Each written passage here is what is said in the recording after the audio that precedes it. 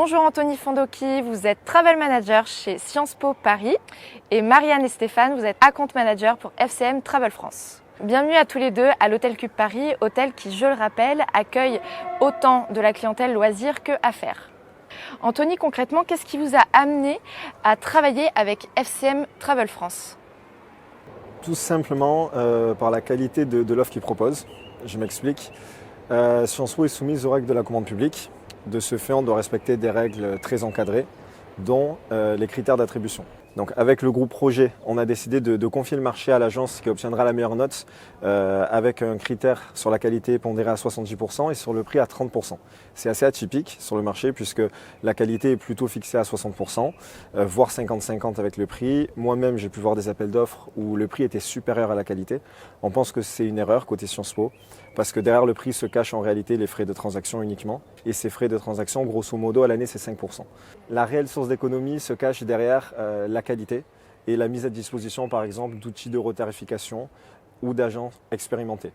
Un billet qui est réservé initialement à 5 000 € et qui est finalement émis à 4 000 €, elle est là l'économie. Et pas forcément sur un frais de transaction qu'on va payer 1,50 € à la place de 1,30 €.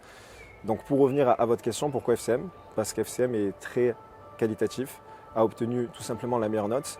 Et en tout cas, côté Sciences Po, on pense que c'est l'agence la plus qualitative sur le marché en France à l'heure actuelle. Et de votre côté, Marianne, comment est-ce qu'on accompagne un nouveau client tel que Sciences Po Paris ? Alors déjà, je tiens à remercier Sciences Po dans un premier temps de nous avoir fait confiance. Ensuite, pour tout ce qu'on a mis en place, finalement, ressemble à ce qu'on met en place pour l'ensemble de nos clients, qui est tout simplement l'implémentation. Cette implémentation va se construire en plusieurs phases. La première phase va être un premier rendez-vous que l'on va faire ensemble pour prendre les besoins du client. Là, on est vraiment après tout ce qui va être appel d'offres, signature du contrat, hein, donc on rentre vraiment dans le vif du sujet. Après cette réunion, on va programmer différents ateliers où on va rentrer vraiment dans le détail des fameux besoins clients. Ensuite, on va avoir une phase de conception. Alors là, c'est purement de notre côté FCM, une phase de construction qui est l'idée vraiment par le chef de projet. Et ensuite, la phase de démarrage et l'hypercare. Alors, pendant la phase de démarrage et pendant l'hypercare, on a un suivi qui est assidu entre FCM et le client. Alors, c'est même pas que FCM, c'est vraiment du coup l'account manager et le travel manager. Alors, nous avec Anthony, du coup, on a fait connaissance pendant la phase d'atelier parce que chez FCM, l'account manager rentre dans la boucle assez tôt pendant ces phases d'atelier pour bien comprendre le besoin client. Ça nous aide énormément pour la suite en fait de la relation. Et ensuite, donc, au démarrage et pendant la phase d'hypercare, on est très présent, on fait des réunions journalières la première semaine et ensuite hebdomadaires. Alors la phase d'hypercare, qu'est-ce que c'est ? C'est vraiment une phase pendant laquelle nous, côté interne FCM, on va prioriser l'ensemble des tickets du client. Si on a des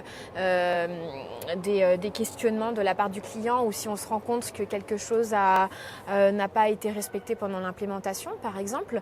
Et moi, en tant qu'account manager, je fais un rapport assez fréquent, donc irrégulier avec Anthony pour lui faire un retour et voir si tous ses besoins ont bien été respectés et s'il est satisfait de cette phase de démarrage.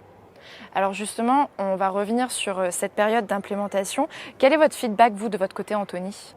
Pour être transparent concernant l'implémentation, on était un peu inquiet parce que la précédente, c'était pas super bien passé, on a eu du retard.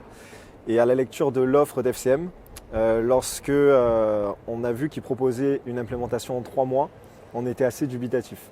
Sauf que dans la réalité, c'est bien ce qui a été respecté. Je tiens à souligner tout de même que c'est un des rares projets qui relève du SI et où je ne connais pas de retard. La deadline a même été annoncée plus d'1 an à l'avance dans le cahier des charges et a été totalement respectée. Je pense que ça s'explique par 2 choses. La première, c'est le fait que l'équipe d'implémentation côté FCM était très expérimentée et côté Sciences Po, on était aussi assez mature sur le sujet avec des attentes et des besoins très précis. Et notamment, Marianne, on sait qu'il y a une différence entre la pratique et la théorie. Comment est-ce qu'on s'adapte à ce projet, notamment dans une période si particulière ? Oui, en effet, période particulière à cause, comme on le sait tous, du Covid, tout simplement. Donc une période de 2 ans qui a été forcément compliquée. Maintenant, c'est vrai que chez FCM, on a eu la chance d'avoir une croissance commerciale pendant ces 2 années. Et tous nos projets d'implémentation qui étaient déjà en cours ou les nouveaux à venir ont été respectés et dans les temps. Comment car notre équipe finalement d'implémentation et même de commerciaux, on a travaillé tout le temps à 100% finalement de notre temps de travail pendant toute cette période, ce qui nous a permis de vraiment tenir les délais vis-à-vis de Sciences Po. Et du coup, on a commencé en janvier 2021 par la première phase d'implémentation qui était cette prise de contact, le premier rendez-vous. Et ensuite, on a déroulé en fonction du planning dans les temps jusqu'à faire ce démarrage le 3 mai comme convenu. Et Anthony, justement, quelle est la valeur ajoutée que vous a apporté les services FCM ? Je pense que les valeurs ajoutées se résument en 3 points. Premièrement, on peut parler de souplesse. C'est une agence qui sait sortir de ses standards. Je m'explique, on a des besoins de réservation Ouigo par exemple, de trajets ferroviaires à l'international. Clairement, durant l'appel d'offres, j'ai des agences qui m'ont dit non, ça on ne peut pas sortir de nos standards, c'est entendable, il n'y a pas de souci. Mais nous derrière, ça engendrait que nos collaborateurs devaient avancer les frais et faire des notes de frais derrière. Toujours sur la souplesse, un besoin qui n'avait pas été mis au cahier des charges, je pense au taxi. Eh bien FCM c'est se montrer très à l'écoute à ce sujet et on peut avancer ensemble. Au-delà de la souplesse, je parlerai de disponibilité. Toujours dans ce cadre d'appel d'offres, FCM proposait l'amplitude d'ouverture d'agence la plus importante, du lundi au vendredi de 8h à 20h. Et pareil, j'ai pu lire des offres ou des agences fermées à 18h et me proposer de basculer sur un service H24 avec les coûts associés par la suite. Et enfin, je dirais la réactivité. La réactivité parce que voilà, quand j'ai besoin de contacter Marianne, j'ai un retour dans la journée. Quand je dois contacter un agent, alors certes il y a des SLA au contrat, mais en moins de 5 sonneries, j'ai très souvent quelqu'un. Et dernier exemple en date, une anomalie que j'ai pu remonter et qui a été corrigée en 20 minutes, 30 minutes. Donc voilà, pour résumer, je dirais souplesse, disponibilité et réactivité. Concrètement, Marianne, vous êtes davantage sur une obligation de résultat ou de moyens ? Je dirais les deux. Comme Anthony l'a souligné, on a un contrat qui nous lie, donc on a forcément une obligation de résultat à un moment donné, puisque tout ça est aussi très suivi par des indicateurs et tout ça c'est vraiment du réel, on peut le suivre et on peut voir si finalement on a les résultats attendus sur ce contrat. Pour ma part, je dirais aussi une obligation de moyens, dans le sens où l'account manager est là aussi pour accompagner son client, mais on va être soumis à certaines conditions aussi. Ça va être en fonction du budget du client ou alors aussi de la conjoncture, comme on l'a vu ces 2 dernières années. Le travel en tant que tel n'a pas été forcément un des premiers budgets pour nos clients. Donc difficile de développer certains projets et de mener à terme certains projets avec eux. Maintenant, le but est de toujours les accompagner, toujours leur faire savoir qu'on est là, toujours leur faire savoir qu'on est là pour eux. Et dès qu'ils le peuvent, eh bien, on développe des projets et on essaie de les mener à terme.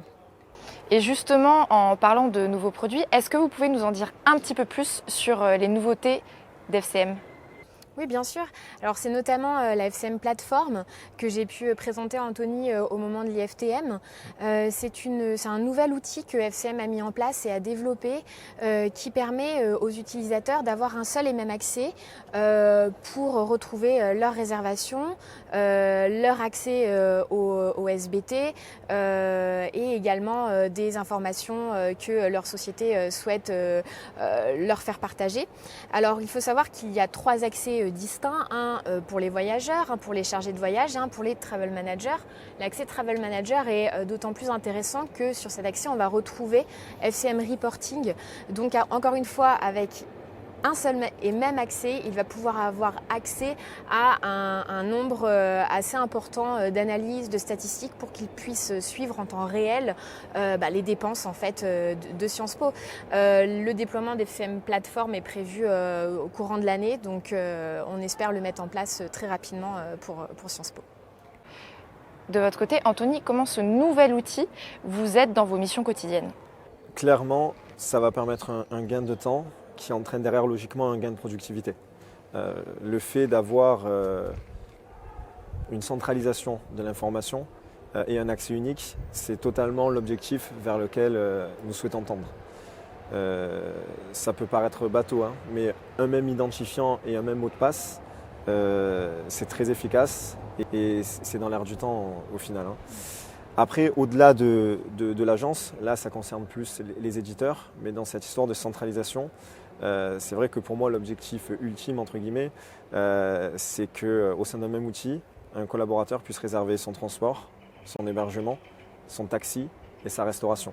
Puisque derrière, ça voudra dire qu'il n'a aucune avance à faire et donc aucune note de frais.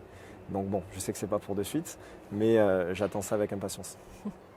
Et enfin, une dernière question pour tous les deux cette fois-ci. Si on pouvait remonter dans le temps, voire repartir de zéro, qu'est-ce que vous changeriez dans l'élaboration de ce projet? Marianne, tu veux commencer?